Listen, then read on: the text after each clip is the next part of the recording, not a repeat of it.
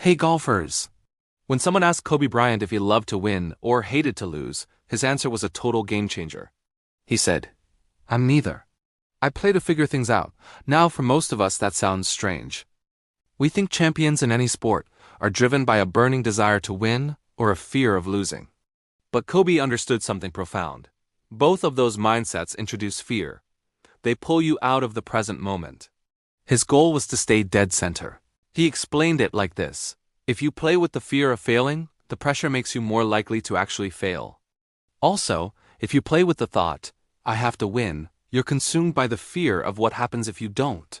But if you find that common ground, that sweet spot right in the middle, then none of that matters. By focusing on the center, Kobe stayed completely connected to the action, feeling nothing but the task right in front of him.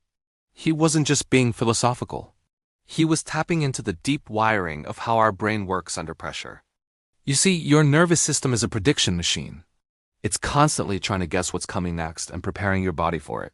So golfers, when you lock your mind onto "I have to win," your brain starts predicting threat the second you face a high-pressure shot.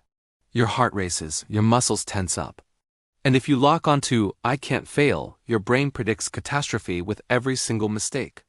In both scenarios, your system is bracing against an imaginary, scary future, not engaging with what's actually happening on the course. Let's bring this to the golf course. Imagine you're standing over a critical shot. If your internal voice is screaming, "This is a do-or-die shot for my round, don't mess it up," what happens? Any tiny error, a slight pull or a thin strike, confirms that threat. Your thinking narrows, your focus shrinks, and panic starts to creep in.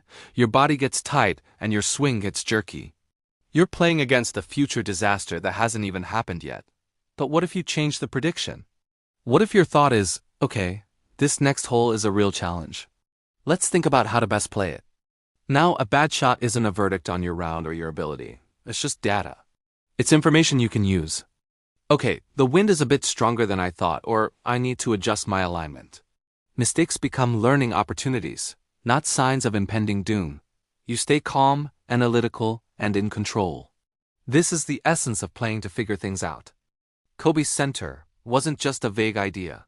It was something he actively built, moment by moment.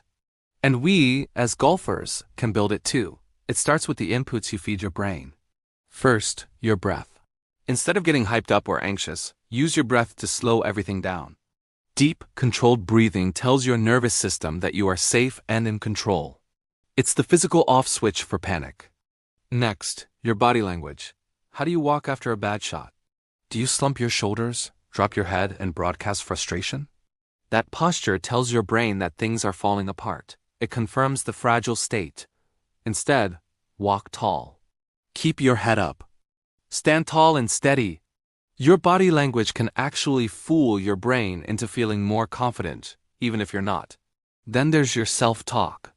This is huge. Instead of asking, "What if I miss this putt?" or "What if I hit it in the water?" you need to change the question. Ask yourself something productive. What's the right read on this green? Where's the safest place to land this shot? What does the wind feel like on my face? These questions shift your focus from a negative outcome to the process of executing the shot. You're engaging your analytical mind, not your emotional, fearful one. Finally, your focus. Lock it onto your pre-shot routine. Your routine is your anchor in the storm. It's the one thing you can control completely, regardless of the pressure. Don't rush it.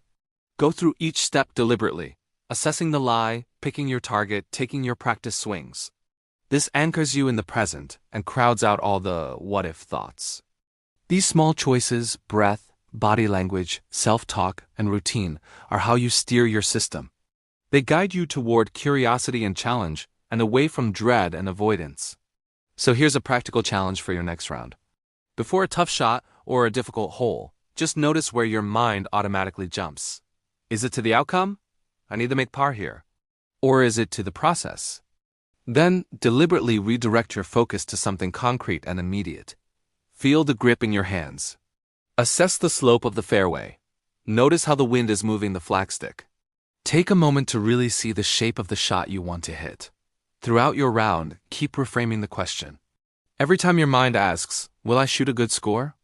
consciously change it to, "What's the smart club selection for this shot?" Or what's my target? By constantly pulling your attention back to the present task, you're practicing Kobe's mindset. You're training your brain to stay in the center.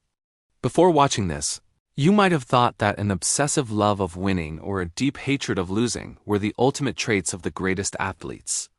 They sound powerful, don't they? They sound like what separates the good from the great. But as we've seen, if those emotions are allowed to hijack your attention, they quietly become your biggest weaknesses on the golf course. They create tension, cloud your judgment, and steal your focus. Real mental toughness isn't about being the most intense or the most driven. It's about staying dead center. It's being fully aware of the stakes and the pressure, but being so anchored to the very next shot that none of it can knock you off balance. It's about being a problem solver, not a fortune teller. So the next time you step onto the first tee, forget about winning or losing. Instead, adopt the Mamba mentality. Play to figure things out. Thanks for watching. If you found this helpful, give us a like and subscribe for more bite-sized golf wisdom.